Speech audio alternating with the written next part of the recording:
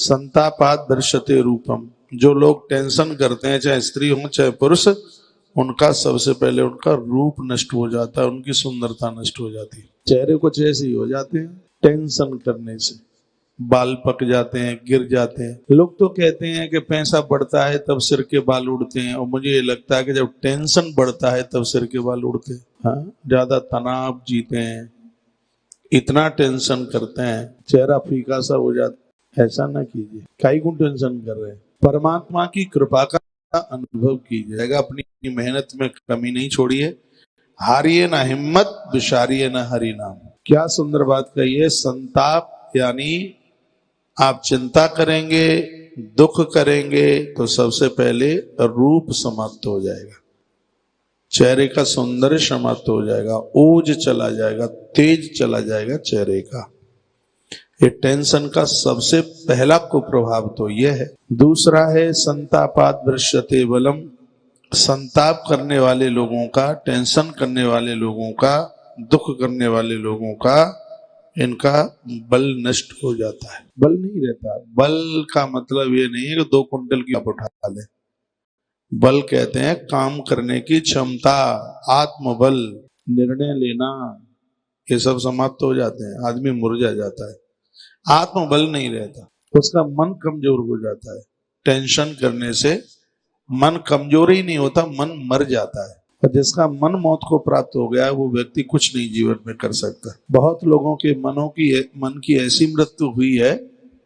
मुझे लोग कहते हैं कि महाराज जी 5-7 महीना हो गए हैं, बेटा कमरे से बाहर नहीं निकलता है, किसी से कुछ बात नहीं करता।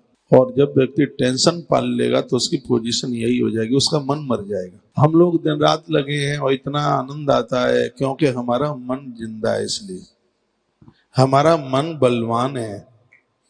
हम अपने मन को टेंशन की खुराक नहीं देते। आप लोड की बात कहें तो मत पूछिए हमें, आप कितना देना होता है, कितना लोड होता है, कितना क्या चुकाना होता है, सुन के आप हैरान होंगे। लेकिन उसको भगवान का समझकर, प्रभु का समझकर, परमात्मा का समझकर लगे रहते हैं। उत्साह होता है, काम करने में मन लगता है।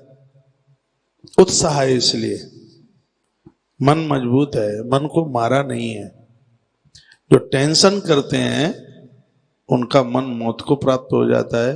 फिर जिस घर में वह लोग रहते हैं उन्हें वहां चैन नहीं मिलता, उन्हें वहां सुकून नहीं मिलता। आपका घर है, मैं ये कहूंगा आपके घर में यदि दोष है तो ऐसे घर में हम लोग आकर के रहते हैं तो हमें दिक्कत क्यों नहीं होती। मुझे बहुतों ने कहा महाराज जी रात को इस घर में भूत दिखते हैं, लोग रोते हैं, इसमें बड़ा कष्ट है। रात्रि को एक भूतनी आती है सफेद कपड़े पहनकर, पूरे घर को डराती है। मैंने कहा चलो मैं चलता हूं, और मुझे टाइम नहीं था, मैं 3 दिन का टाइम निकाल के गया। बिल्कुल सत्य घटना। जो उस घर में डर रहे थे, उसमें भयभीत हो रहे थे, हमें भूतनी तो नहीं दिखी उस घर में, रात को भूतनी तो नहीं दिखी। सत्य बात है, उस घर में रात्रि को सोते समय घंटा घड़ियाल बजते हुए जरूर नजर ऐसा आ रहा था। ऐसा लग रहा था कि इस घर में कोई देव परिक्रमा कर रहे हैं। बड़ा आनंद का अनुभव हो रहा था।